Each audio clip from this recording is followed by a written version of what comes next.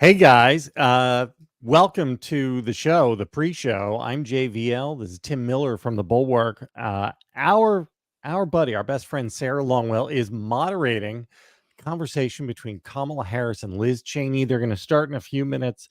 Uh, after that, after that show, as soon as we can get Sarah to a place with a camera, she is going to sit and have a conversation with members of Bulwark Plus and talk about the experience, talk about what it was like, talk about her thoughts about Vice President Harris and what the campaign is doing down the home stretch. It's going to be great. It's only for members of Bulwark Plus. If you want to go ahead and join now, if you're not a member, run over to thebulwark.com.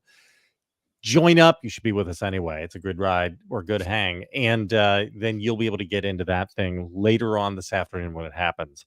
All right. So, Tim, while we wait, this is the strategy, right? We're 2 weeks to election day. We're 14 days out. We're down to a small number of undecided voters. And these are the people that Kamala Harris is reaching out for. She's reaching out for the soft, disaffected Haley voters, and Liz Cheney and Sarah Longwell are a way to get to them in Pennsylvania. Smart play, good play. I think it is. Before we get dorky on the politics, can I just say, I've been buddies with Sarah. I was going to the gay bar with her about 15 years ago. So I'm just really proud of her and what she started at the Bulwark, and that she was asked to do this. I think is a real testament to her. And she's just been a very dedicated person and somebody that has been principled. And it's not a good thing happening to good people. I know that, JVL, you like when bad things happen to bad people. And that's I can enjoy that. You know, it's better. That tickles my pickle a little bit. But good things happening to good people is also really close nice. Second. Good things happening to good people is a close second to bad things happening to bad people. And I just second all the things about Sarah. So personal aside, awesome. Yeah, she's the best. So personal aside, the strategy here is pretty clear. And there are basically two groups of voters left to talk to. Well, I guess three, but each campaign has two groups of voters that they're talking to. The Harris campaign is talking to the Haley voters that we've discussed. They are, according to David Plouffe, we can get into this in a little more detail, but he did a good interview with my old colleague John Heilman over in Puck. They're about 4% of the electorate that is deciding between the two. So that's like your pure swing electorate. Not all of those people, but most of those people are, kind of the people that you would think about as far as the disaffected Republican types, Republicans that don't like Trump. We were calling them double haters a while ago. But, that's not really an apt description of them anymore. They're more like Trump haters and unsure about Kamala, which doesn't have a nice ring to it. So speaking to that 4% is critical. It's why she's doing this today. She has two more events with Liz Cheney after the one that we're going to be live streaming here. She's going to go to Michigan and have an event with Liz Cheney, and then she's going to be with our old buddy Charlie Sykes in Wisconsin at an event this evening. And so the campaign is super focused on this. You can see it in the ad messaging. You can see it. They had another event with Liz Cheney last week. Just a little behind the curtain. Like, that wasn't always the plan. When we were in Texas, when Liz Cheney gave the Dick Cheney endorsement publicly in that interview with Mark Leibovich, the private conversations I was having with people around her were like, she might not campaign with Kamala, like she might go do her own event separately. And so I just think that it speaks to the fact that their data shows that like the Liz Cheneys of the world are who they need to reach. They're taking that effort very seriously. I think there's another group of people they need to reach, which is, kind of younger, just to use the shorthand, sort of younger voters or more disaffected people that are typically Democrats. There was a New York Times article about this group this morning and kind of getting them. Oh, I was so happening. I was so hoping you were going to bring that up. Great. There's the gentleman who says that, he wasn't really going to plan to vote, but if an absentee ballot comes to his front door, he's very like, it can't be to a side door, but to his front door, then, he'll fill it out and vote for Kamala Harris. But, other than that, he's just not like sure why you should bother. The thing I loved about that story the most is like he took the time to do an interview with the New York Times about not voting. And it's like the amount of time that you spent discussing how you're too lazy to vote with the New York Times, in that period, you could have just voted, right? Like the vote could have happened. You could have not done the interview. Super easy. You could have voted, and it would have been an even Steven on time away from Call of Duty.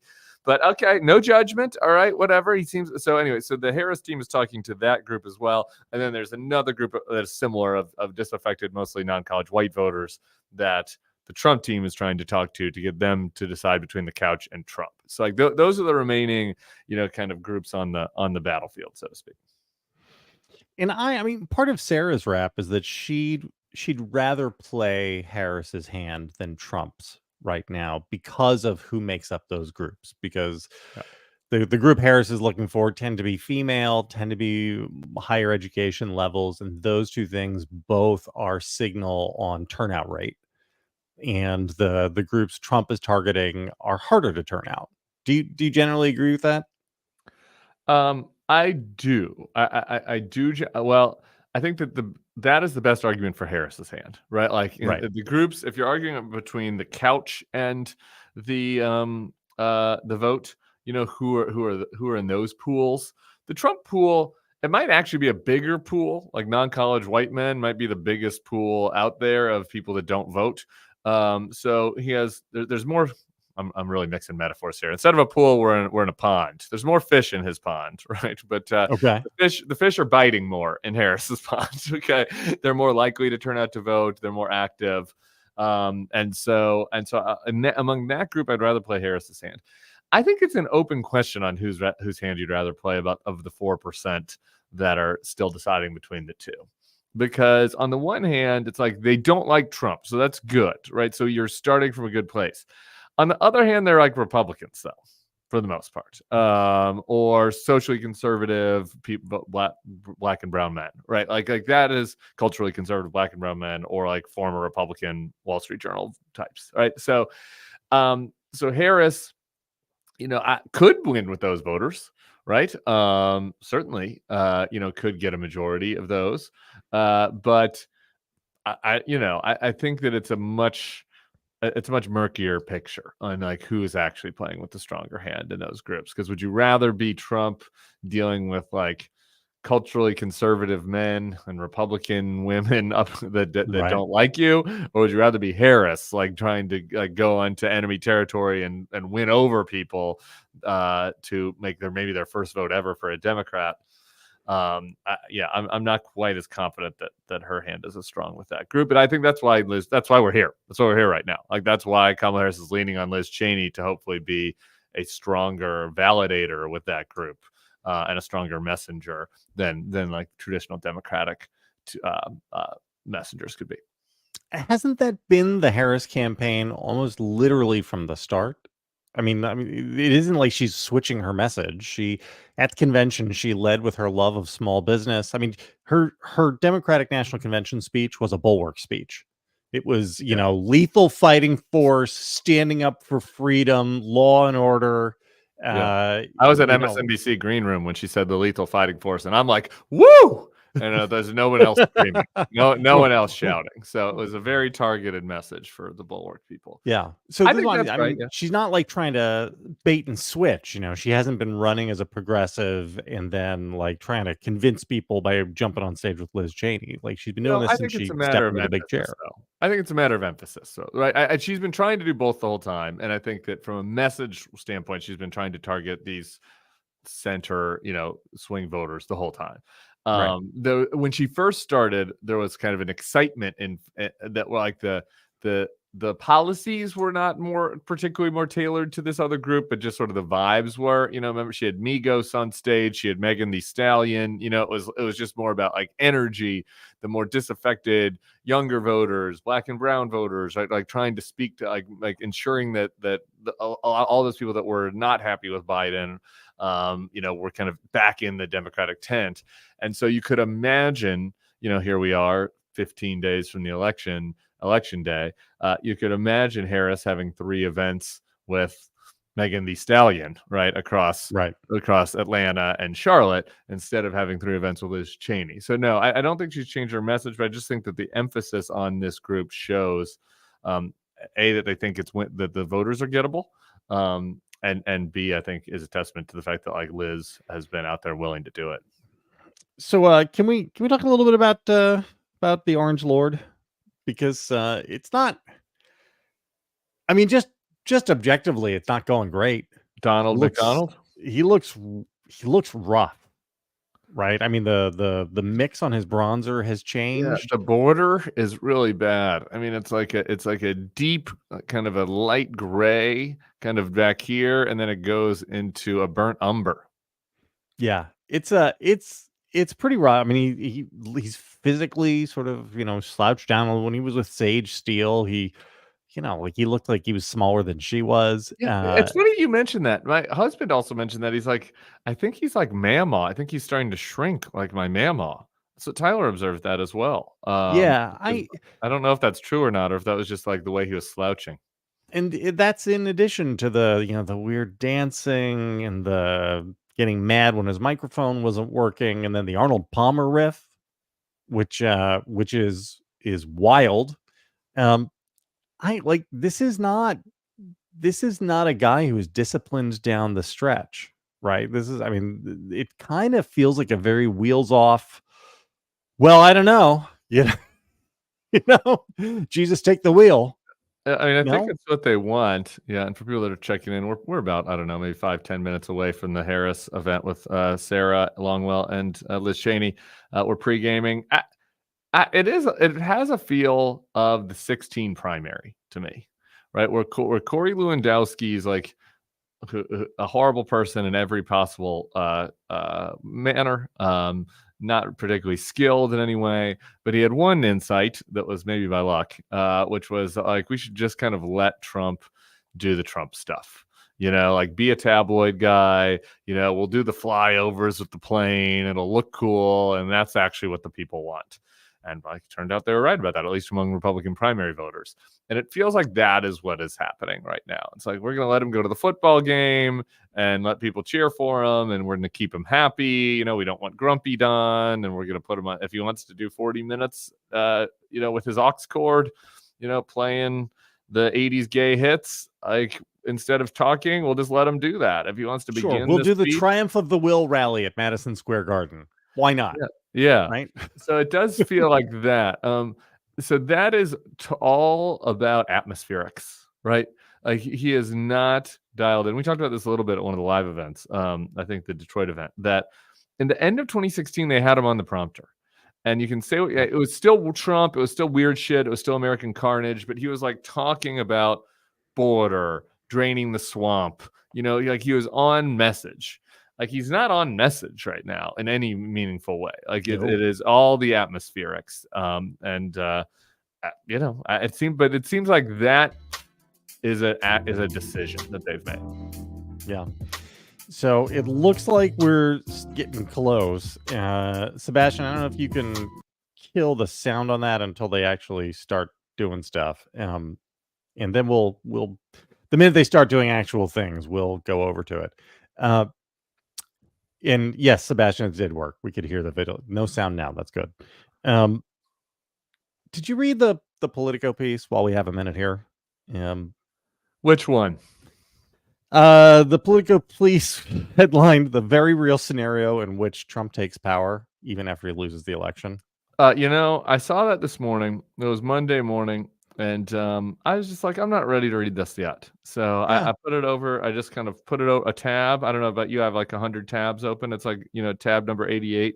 Like, I'll get to that when I'm mentally ready for it. So I don't know. Did you read it? Oh, I read it. And give me a little rundown.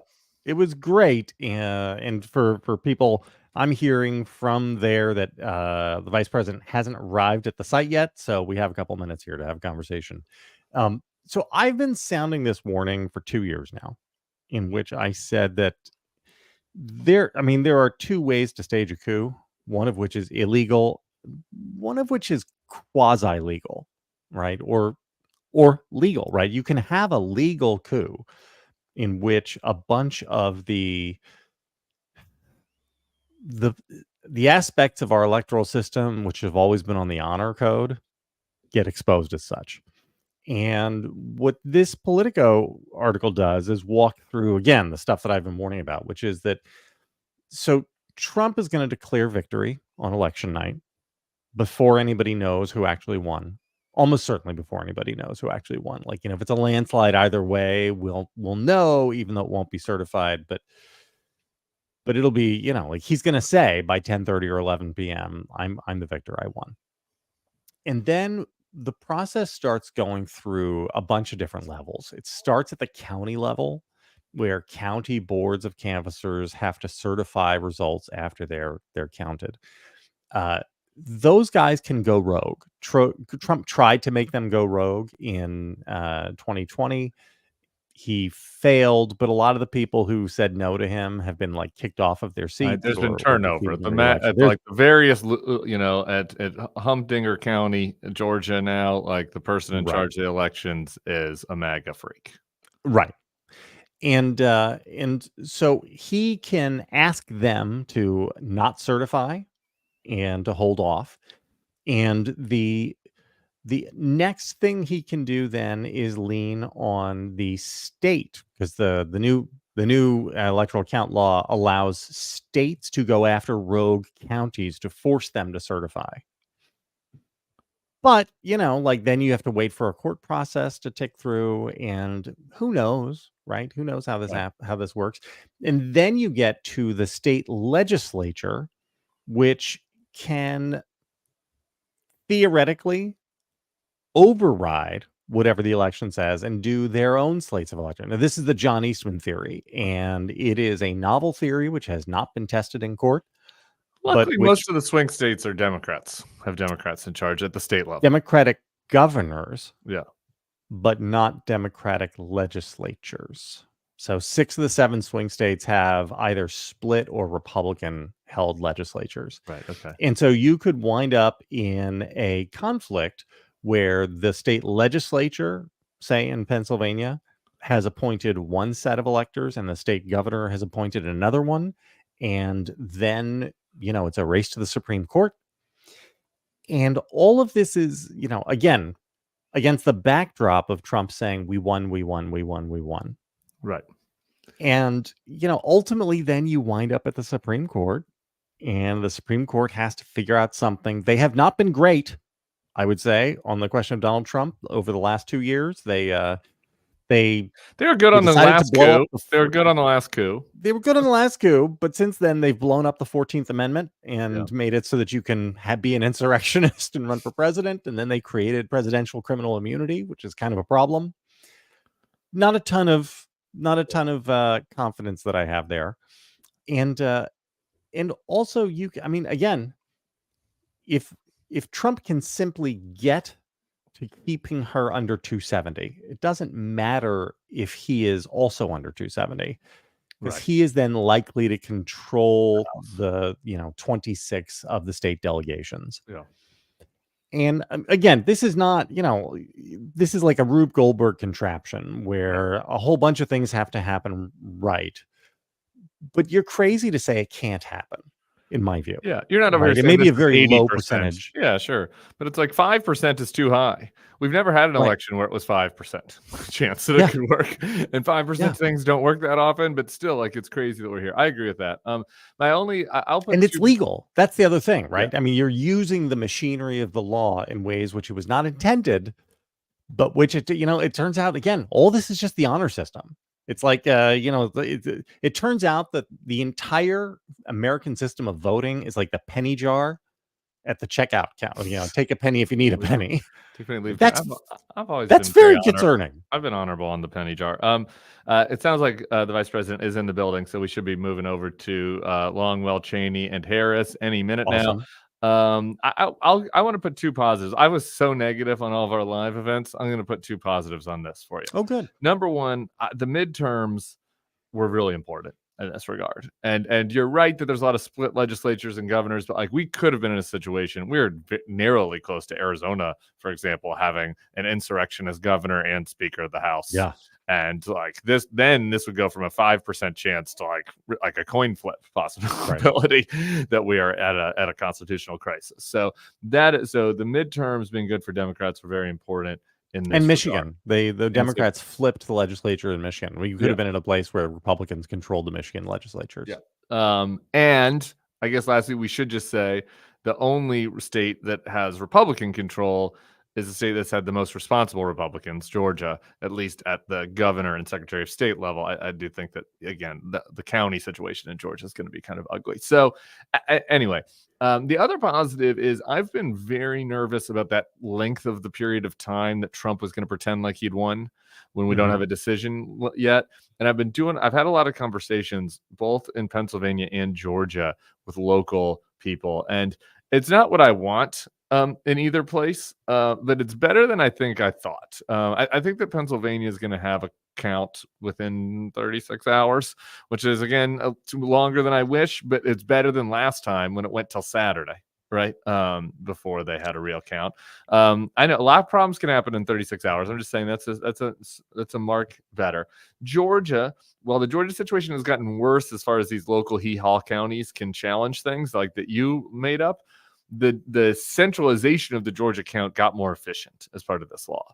So Georgia is probably going to have a result on election night, which is good, I think. Though Trump might win Georgia, so all this becomes meaningless.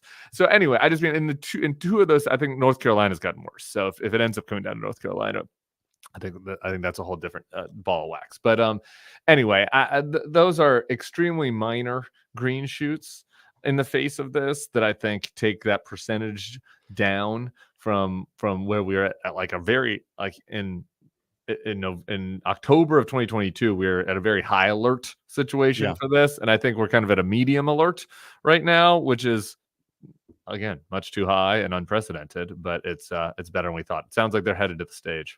Yeah. So we'll get out of here in a minute. I got to say that the reason I'm so alarmed is because in 2020, nobody in America thought he was going to win, right? Everybody knew he was going to lose. He was down by 7. Everybody in that, I mean, you remember the video from that room was like a wake at the White House. And it wasn't until he just decided to actually say, yes, I won, that they all decided, well, okay, and then even then there were a lot of people who were like, well, we'll just humor him on this, whatever. We're rolling into election night on, I would say 3 solid months of every Republican in America believing that he can't lose. Yeah. And everybody prepared for him to say, I'm going to win. So all of the mental gymnastics and the hurdles that, you have to get over if you're going to wind up deciding to roll with a coup, that's all been done now. Yeah. And so 36 hours is an eternity when you've already hardened your positions. And the one-off violence part of this, I think, is also very concerning in that context as well. Remember, after people are just getting on, after the conversation with Sarah Liz Cheney and Vice President Harris, we'll interview Sarah to get a behind-the-scenes look at the event and what happened and how the campaign's feeling, how the vice president was. For members only, go to thebulwark.com. Become a member. You should already be a member, but become a member at thebulwark.com. And then after the event, we'll send out an email and it'll be pinned on the Bulwark website. Members can sign up and hear from Sarah. I don't know, JVL. I mean, again, it's a full Liz Cheney day for Kamala Harris. So we should probably just sit on that one more time as we wait for them to come to stage. God love Liz Cheney, huh? I mean, we had Sarah Matthews with us on the tour. I thought one of the most meaningful things she talked about was just how important Liz Cheney was in working with those young women that worked in the Trump administration that spoke out. And honestly, thank God we had her. If it wasn't for Liz Cheney, seriously, I mean, where do we be right now? Be in a different place. We'd be in a different place. I feel the need to, every time the subject of Liz Cheney comes up, I feel the need to put on a hair shirt because when she flipped, I was very dismissive. I mean, Sarah and I did a couple podcasts where I was like, yeah, okay, great. What do you want, a cookie? And because my position was, I'm not, you've seen the same things for the last 4 years that we've seen. You saw COVID, but then it turned out it was a real conversion. This wasn't a Chris Christie conversion, and I measure these. Where is Chris Christie? Not on stage, right? I measure these things by what people are willing to sacrifice, and she was willing to sacrifice everything. And not, she's been a workhorse, not a show horse. She's not out there grifting. She's not, the January 6th committee itself was unbelievably important. I think. Not even electorally so much as for for the understanding of everybody in our country as to what actually happened, because we learned a lot. We thought we knew everything. We didn't know everything. The January 6th committee uncovered so much stuff. And she was one of the driving forces of that. And she's just been so principled and so tough. And we need more of it. Cowardice is contagious, but courage can be contagious too. And there's this God love whole her. and there's a whole band. That little resentful douche JD Vance was like ranting about how she's bitter or whatever, that she lost her seat and how small she is. That's And it's like, backwards. She chose to lose her seat. Like, she what, chose. what an asshole. Yeah, she chose to lose her seat, and there was a whole band of options, right? Like at that moment, if you saw what happened on January 6th and you said to yourself, you could have done what Richard Burr did, right? Vote Yeah. for the conviction and leave. Like you could have done what several of her House colleague Republicans, like Dan Newhouse, is like vote for conviction and then stop talking about it and start talking to MAGA voters again about things that you agree with them on to try to maintain your seat, right? Like Pete Mayer, right? yeah, Remember that exactly. guy? Yeah, of Yeah. course. So I there were a lot of different options as far as like how far you would have gone, and what she did is actually go to the logical conclusion of the vote, right? Which is like, if you think that Donald Trump is disqualified, if you believe that Donald Trump is morally responsible for this coup, like Mitch McConnell said he was, then the next step to that is you must make sure that he is not the president again. Okay. Yeah. And so like she was the only one that actually did that. And here we go. Look at her. It's Sarah Longwell. All right, guys, enjoy Sarah. Go join the Bulwark and get with us to talk to Sarah afterwards. So I am also a lifelong Republican. I currently run a group called Republican Voters Against Trump. You may see our ads. We're running a lot of them in Pennsylvania. Yeah. Thank you. I also grew up right here in Pennsylvania. I grew up in Perry County. I don't know if you guys we're kind of far away from there, but I grew up in the central part of the state. And my first job, thank you for cheering for Perry County. My first job was on the Pride of the Susquehanna. You guys know what that is? Yeah, it's that little tourism paddle boat that goes up and down the Susquehanna River. First job, did it for like 5 years. But my job now is actually that I conduct focus groups with voters across the political spectrum. I travel all over the country because you may have noticed we live in a complicated time. And the thing that helps me understand politics today is talking to voters, right? That is the only way to understand what's happening in this country, is by asking them how they think things are going. So I know you guys are here today because you know that America is about to make a really important decision. And I want you to learn, and you want to learn more about Vice President Harris and hear answers to some of those important questions. And you might be curious about why conservatives like Liz Cheney, and Dick Cheney for that matter, have not only endorsed Vice President Harris, but have come here today to make the case directly to you about why she thinks this moment transcends regular partisan politics. So I've got questions, you've got questions, and to answer those questions, please welcome to the stage, and actually I have a bio to read because I was just going to say her name because I know you all know who they are, but I was given a bio, so I'm going to read the bio. So Congresswoman Liz Cheney, many of you may have heard of her. I think we could give her a round of applause right now just to start. She's a personal hero of mine in this moment. So Liz Cheney served as the U.S. representative for Wyoming's at-large congressional district from 2017 to 2023. She chaired the House Republican Conference, the third highest position in the House Republican leadership, from 2019 to 2021, and served as the vice chair of the Select Committee to investigate the January 6th attack on the United States Capitol. She is a lifelong Republican. Please welcome to the stage Congresswoman Liz Cheney.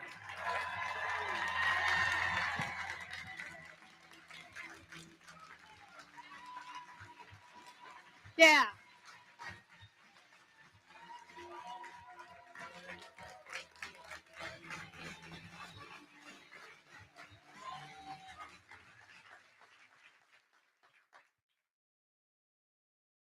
feel a little embarrassed doing an introduction on this next one because everybody definitely knows who she is. But Kamala Harris, she always fights for the people, whether it was fighting the big banks on behalf of homeowners, or going after cartels smuggling humans and drugs into our country, or standing up to big pharma to cast the deciding vote as vice president to lower the cost of insulin to $35 a month for our seniors. She is the Democratic nominee for President of the United States. Please welcome to the stage Vice President Kamala Harris.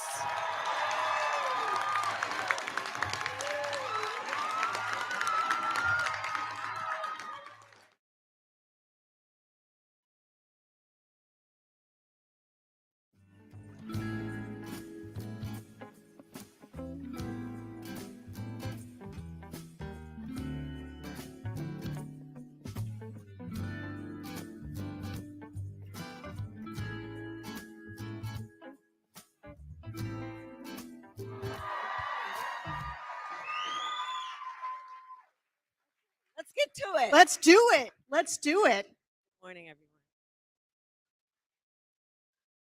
Oh, happy belated birthday. Oh, yeah. Thank you. I appreciate that. Thank you. Audience members showing me up. That's tough.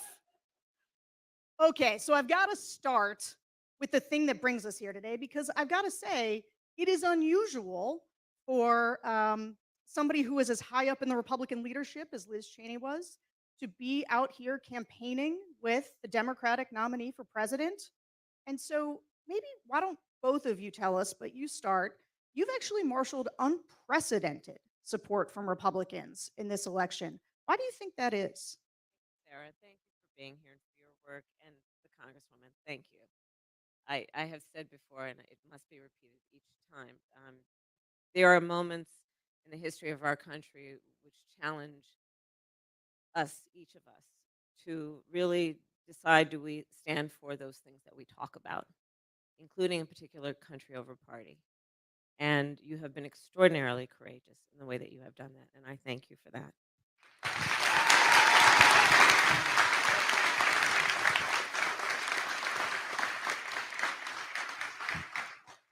So, I have, in my career now, whether it was as the elected district attorney, elected attorney general, and then elected United States senator, and of course now vice president, I've counted that I have taken the oath of office 6 times.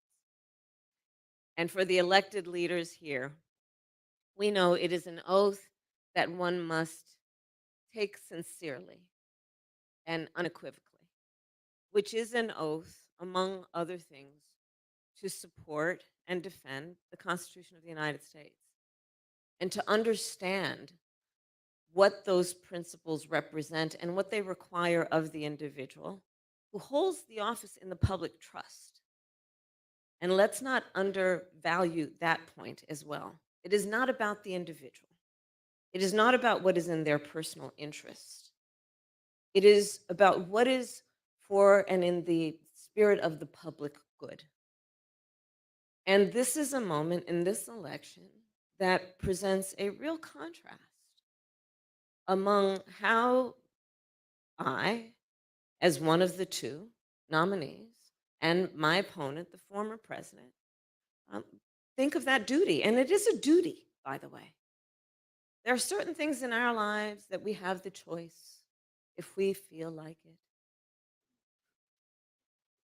And then there are certain things that are just fundamentally a duty, like to raise our children, things of that nature. It is a duty to take seriously that oath and do it for the sake of the public good and in the public trust. And I think that this moment, with the choice that the American people have in this election in 2 weeks and 1 day, this election is presenting, for the first time probably in certainly recent history, a very clear choice and difference between the 2 nominees. And I think that is what, as much as anything, is bringing us as Americans together, who are understanding that we cannot, with such fundamental stakes being presented, afford to be mired in ideological differences without really staking our claim to the most fundamental ideals upon which our country stands. Thank you. And, you know, Congresswoman Cheney, it's sort of the same question to you, but I got to ask, it's one thing for Republicans to sign a letter. We've seen that Vice President Harris has been endorsed by 200 Republicans in the national security space, all kinds of people from George W. Bush's administration. There's been a lot of people, they'll sign letters and then maybe they'll go on TV, they'll release a statement. I was just with Republican Congressman Charlie Dent, former Republican congressman here from the state. He voted for you in his early voting. But you are out here campaigning, you are out here holding events. So, talk about why it's been so important to you to be as involved as you are in getting Vice President Harris elected. Well, thank you so much, Sarah, for the question, and it's an honor to be here today with you, Madam Vice President. Um, you know,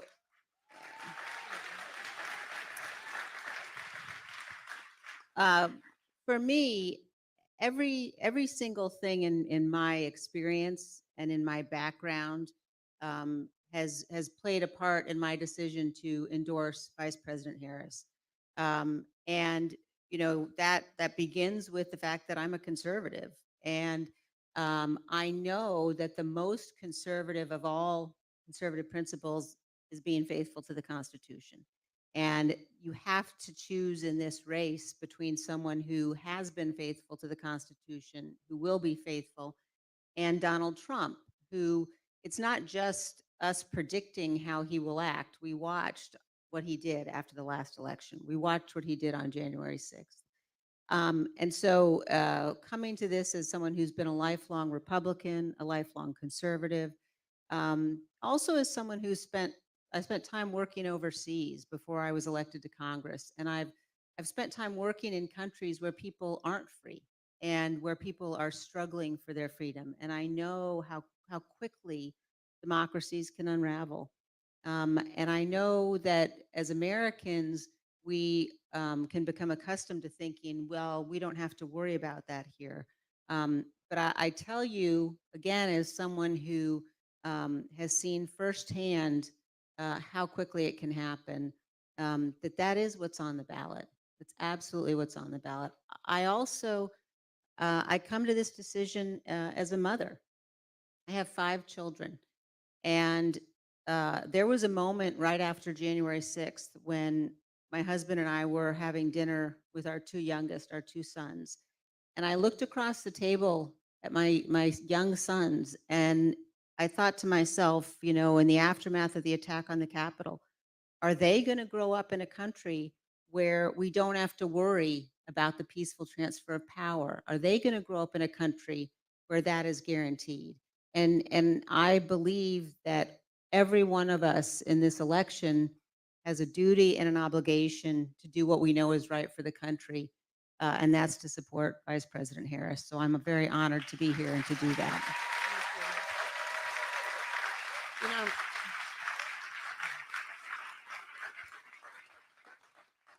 if I can just echo the Congresswoman's point. So I've now, as Vice President, met over 150 world leaders, presidents, prime ministers, chancellors, and kings, many of them multiple times, to the point we're on a first-name basis.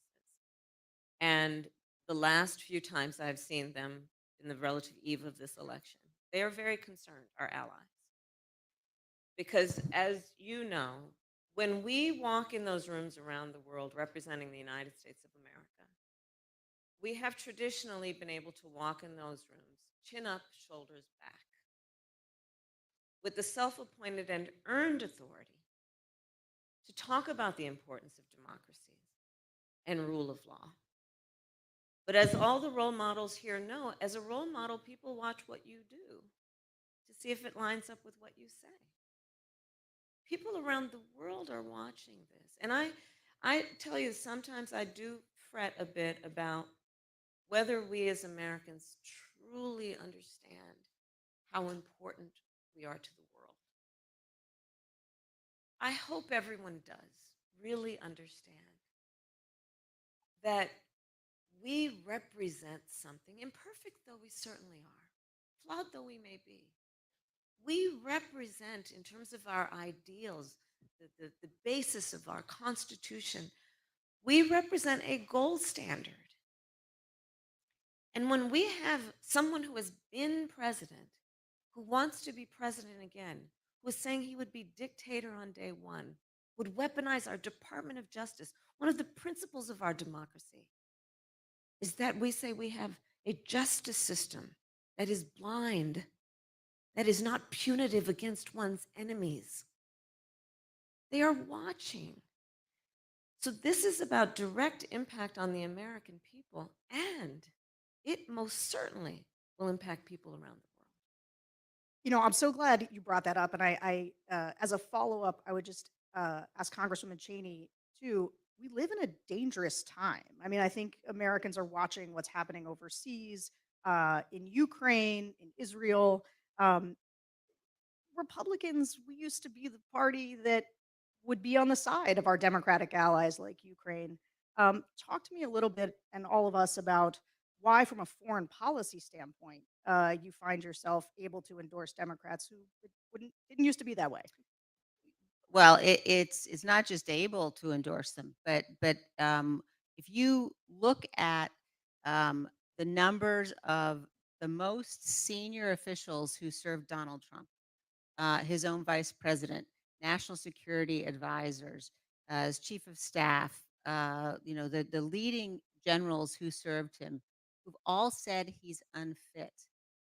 And people really need to stop and think about how completely unprecedented that is.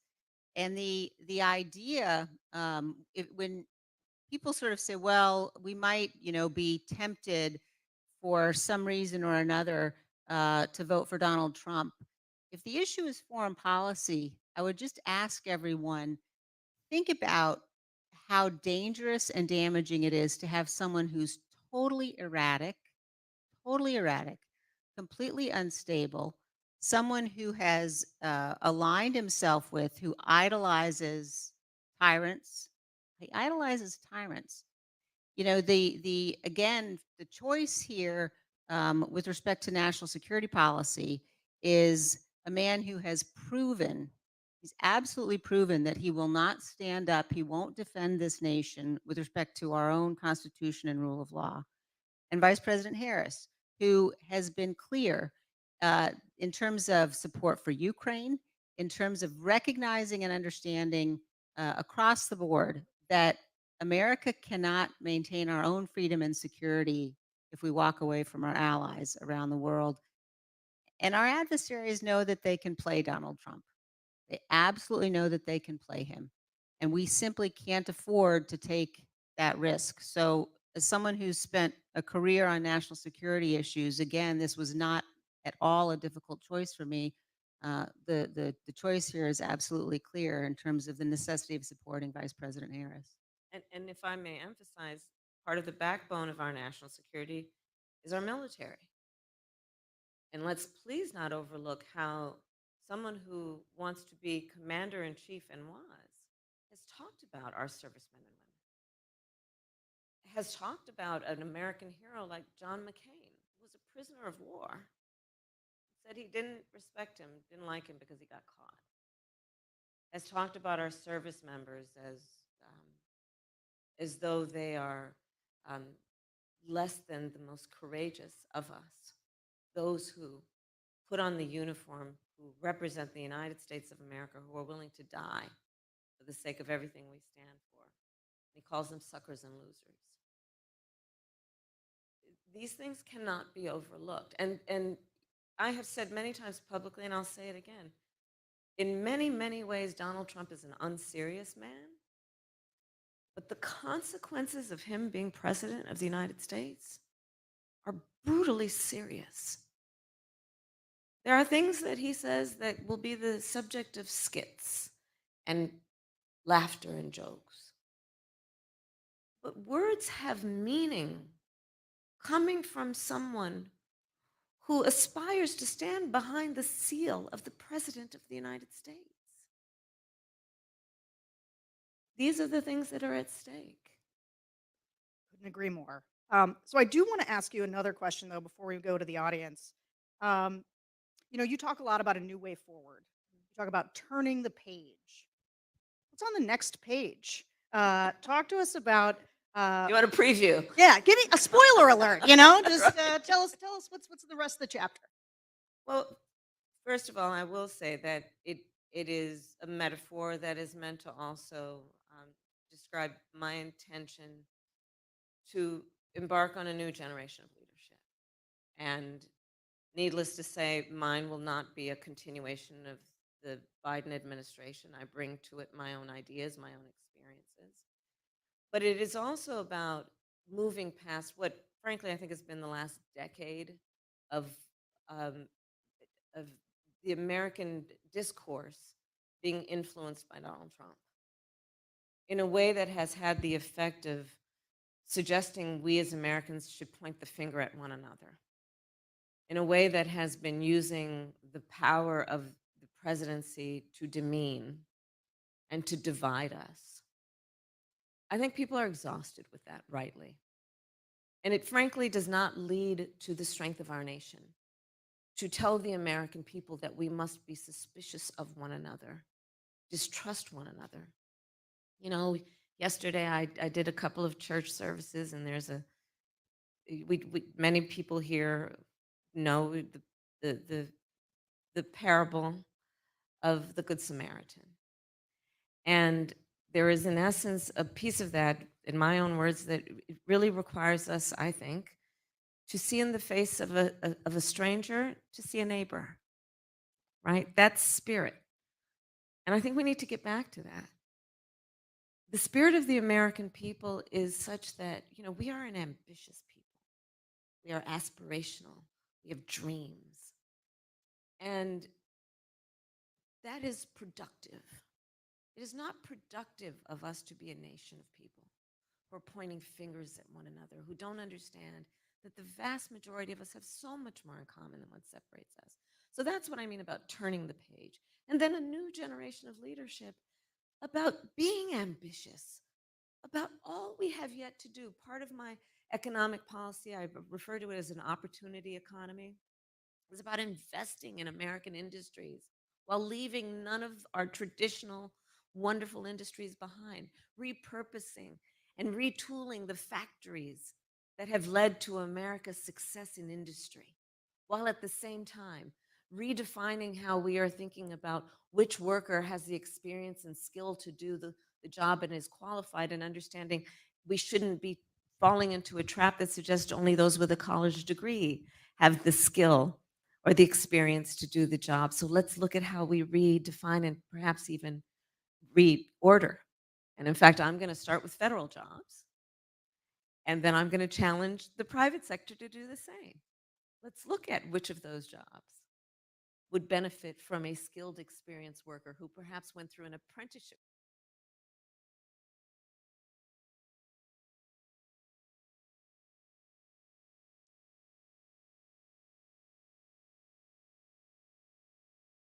About seeing the opportunity of this moment and investing in it. I'll tell you, and I know this is a controversial topic for many of us, I love Gen Z. Because we have Gen Zs in our lives. We have kids who are Gen Zs. It can be complicated, I know. I love Gen Z. These young leaders are they're clear-eyed. They've only known the climate crisis. They've only known active shooter drills. I mean, we had fire drills, not our kids, right? But they're so wonderfully impatient. Right? No, really, that's good. That's good. They're ready to get in there. Let's invest in them. So, for example, one piece of my opportunity economy is we got to deal with the reality of where we are right now. The American dream for previous generations was something that people could kind of count on, not so much anymore in terms of home ownership. We have a housing shortage in America. We have a supply shortage. So part of my plan is, hey, let's be clear-eyed about this moment. Let's invest in the future. And as a devout public servant, I also know the limitations of government. I want to work with the private sector. I have in my career the skills, the breadth, the depth of value in those active partnerships benefit us all. So part of my plan for housing is to actively partner with building developers with home builders to create tax credits to increase the supply of housing in America. My estimate is I think we can actually do it by 3 million by the end of my first term. Part of my approach that is about a new generation potentially of leadership, and certainly a different approach. Most of my career was not spent in Washington, D.C. I say that with pride. In that, most of my career was spent as a prosecutor, but making decisions that had a direct impact on people's lives. I learned at a very young age as a prosecutor that the things that I would do, the swipe of my pen could result in someone having their liberty or not. When I was Attorney General of California, which is, by estimates, the 5th largest economy in the world, I was acutely aware the words I spoke could move markets. I like getting things done.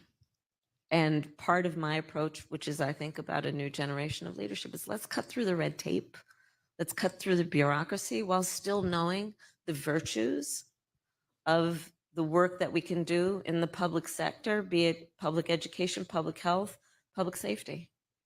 This is a perfect segue into our first audience question, which is going to come from Alexandra Miller from Delaware County, main section right there. Hi, Alexandra. Hello. Hello, Madam Vice President and Representative Cheney. Thank Hi you there. for Hi. taking my question today. My name is Alex. I have a 7-year-old son and a wonderful 72-year-old mother who is suffering from dementia and requires full-time care. Yeah. My son is in 2nd grade. My mother is in a nursing home, and I work full-time.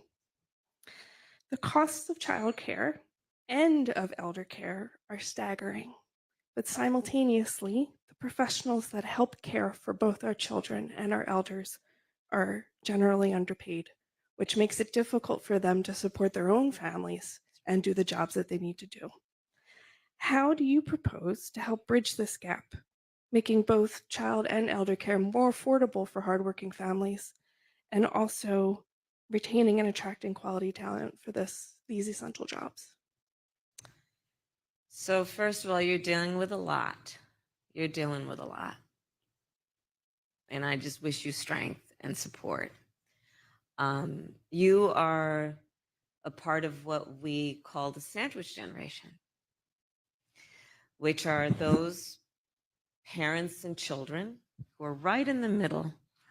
They are taking care of their young children and taking care of their parents as they age. And it's a lot.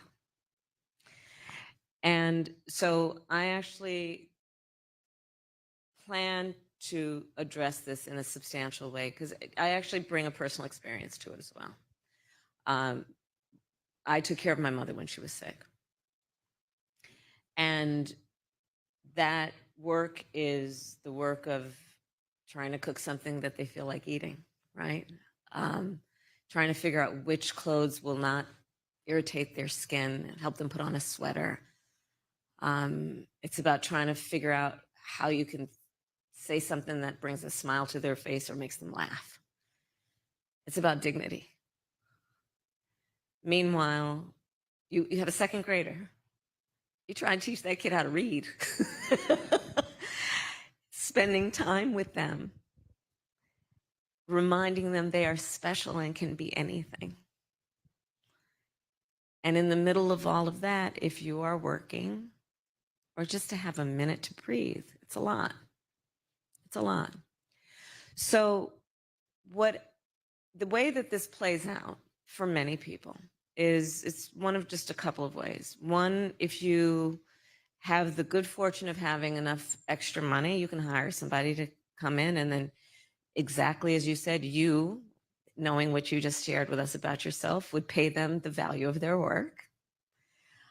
Or someone in this position would have to basically spend down all their savings so they could qualify for Medicaid, which means they pretty much have to get rid of everything.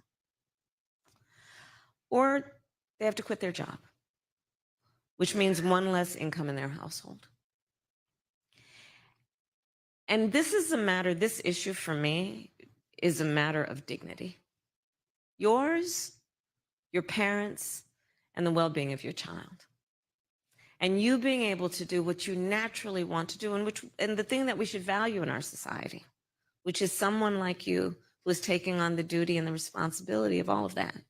So my plan is that instead of those scenarios I just mapped out, we will restructure it so that Medicare covers the cost of in-home health care for your parent so that they can be at home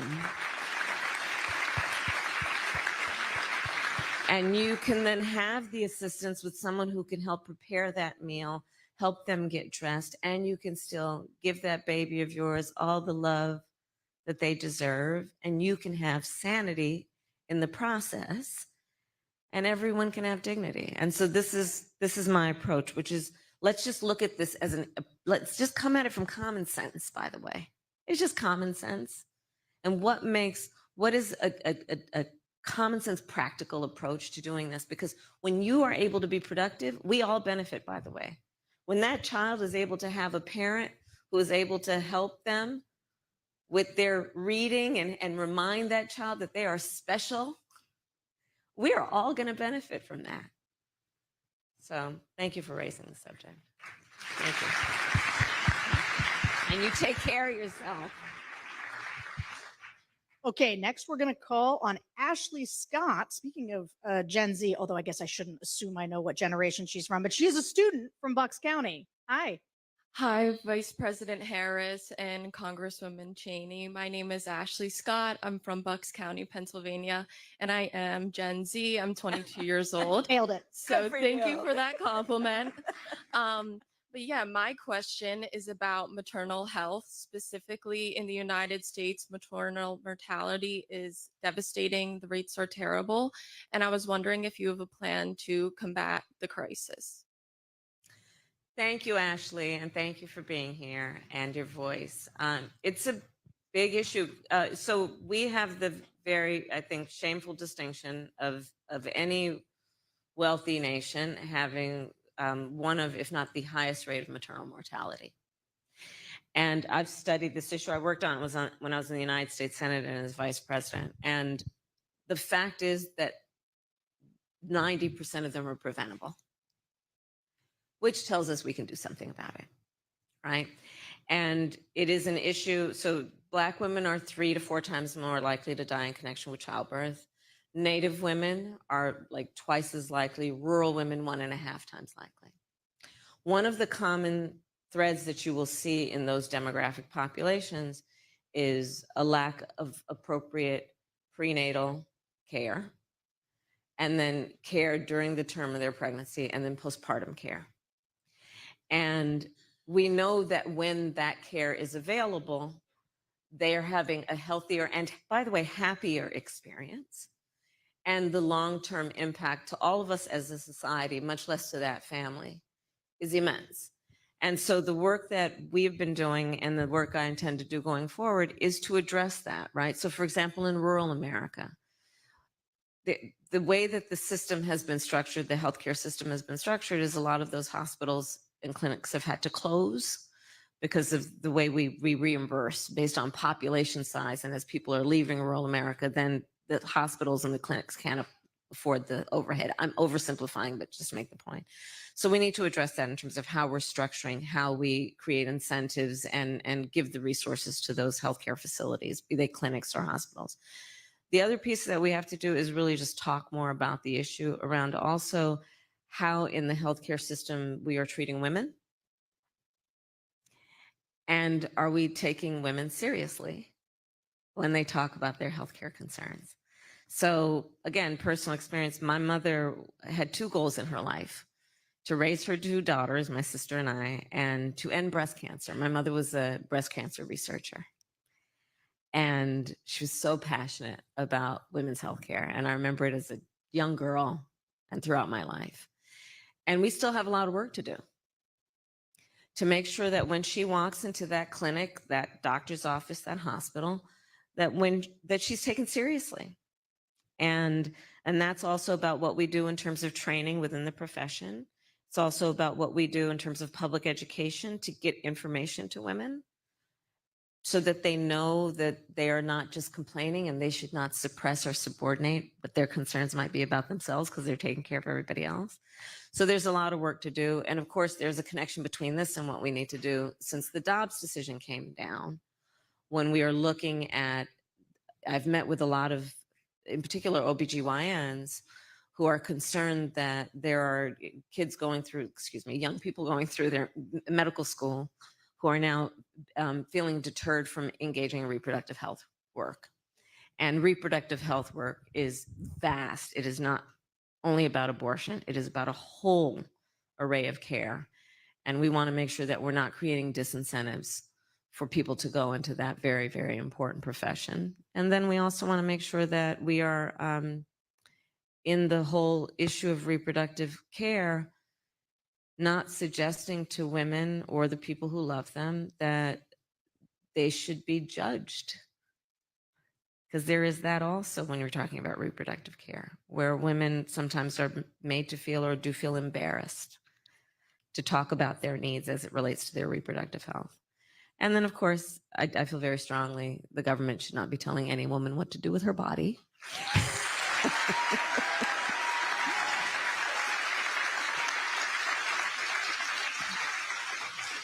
And when Congress passes a law reinstating the reproductive freedoms of women, I will gladly and proudly sign it into law because I strongly believe one does not have to give up or abandon their own faith or beliefs to agree that not the government telling her what to do. If she chooses, she will consult with her priest, her pastor, her rabbi, her imam, but not the government. We've seen too much harm, real harm, happen to women and the people who love them around our country since that decision came down, including women who have died.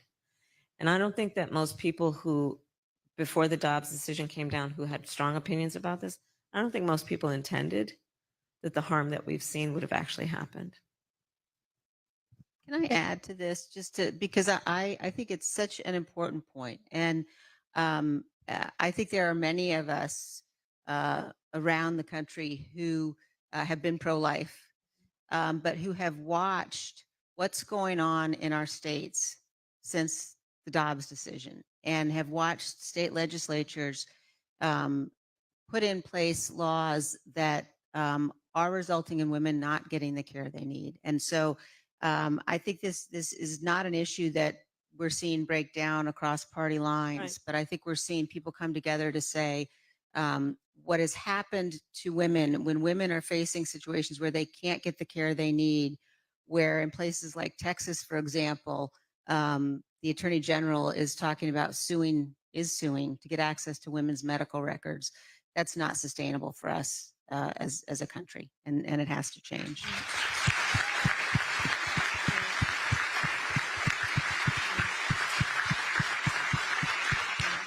Thank you. So as we come close to time here, I want to ask you both kind of a final question. I watched the conversation in the country and the way that the media covers this election, and it's often about the race, who's up in a poll, who's down in a poll. And I don't always feel like we're talking about the stakes enough. And Liz Cheney would not be here if she didn't think that the stakes were very high. And frankly, the Republicans wouldn't be so angry at you if they didn't think you were an effective surrogate as somebody speaking about the stakes. Some Republicans. Some Republicans. Hashtag not all Republicans. 'Cause I've seen a lot of Republicans. I've seen it, and I know it happens, who thank her constantly. I know it. Yeah. I know it. They're going to vote the right way on November 5th. They might That's not be right. public about it, but they'll do what they know is right. I think so. I agree. But just to close, and maybe starting with you, Congresswoman, so you can have the last word.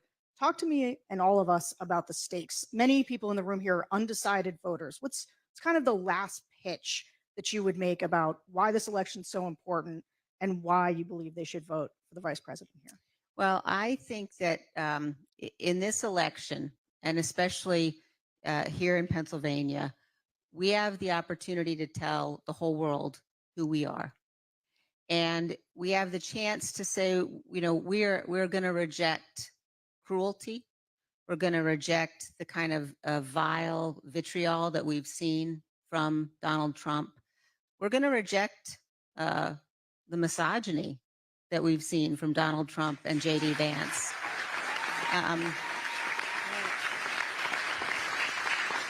And we have the chance in this race to elect somebody who you know is going to defend the rule of law.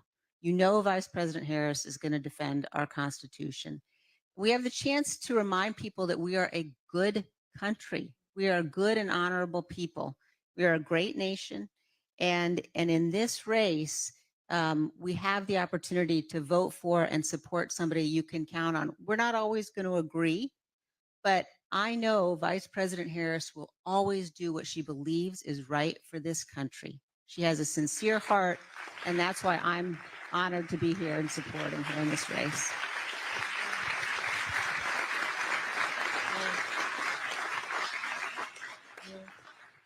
I mean, exactly.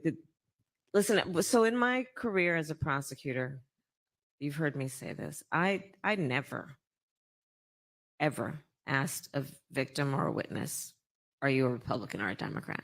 Never. It wouldn't even occur to me to ask that. I did every time ask, are you okay? And I, you know, and I feel very strongly that, for example, on the issue of partisanship, yes, we're going to have disagreements, but I actively invite good ideas from wherever they come. That's why I'm going to have a Republican in my cabinet, by the way.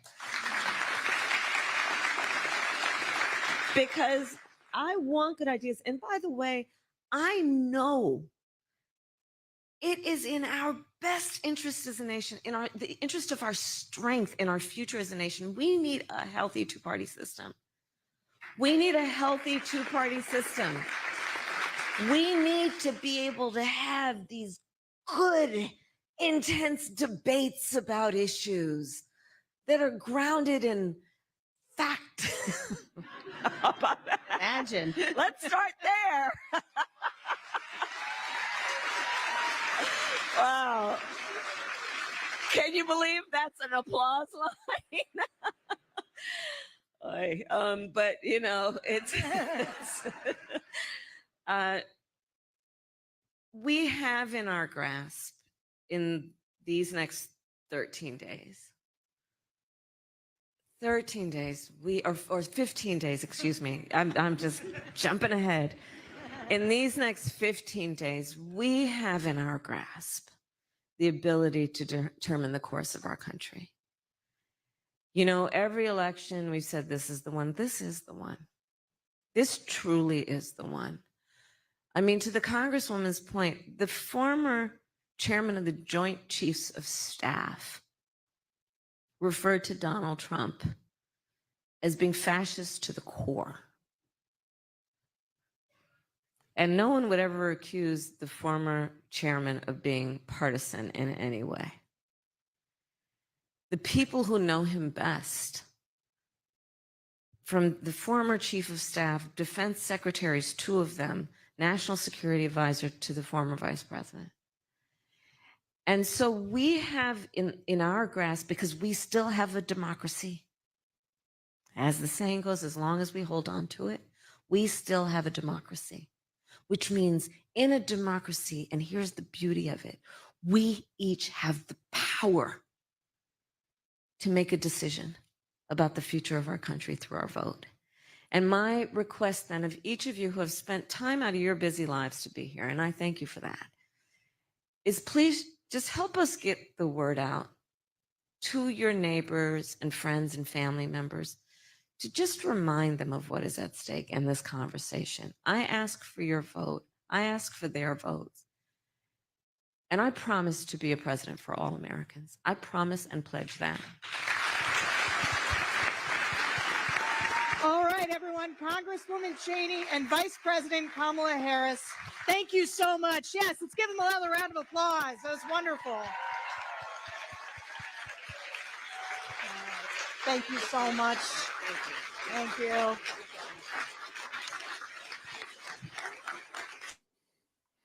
Wow, how about that? Sarah Longwell, publisher of the Bulwark, with the next president of the United States, Kamala Harris, and Liz Cheney. I thought there was much of note there about what kind of issues they're focusing on, how to blend these traditional Republican values about American influence abroad, about cutting red tape and the size of government, with some core progressive values and issues. Talking about healthcare, access to healthcare, access to in-home care for seniors, reproductive rights for women in particular. So I'm excited to talk to Sarah about what her perceptions were from inside, maybe what her and the vice president talked about behind the scenes, what her and Liz Cheney talked about behind the scenes, to the extent she's able to share any of that.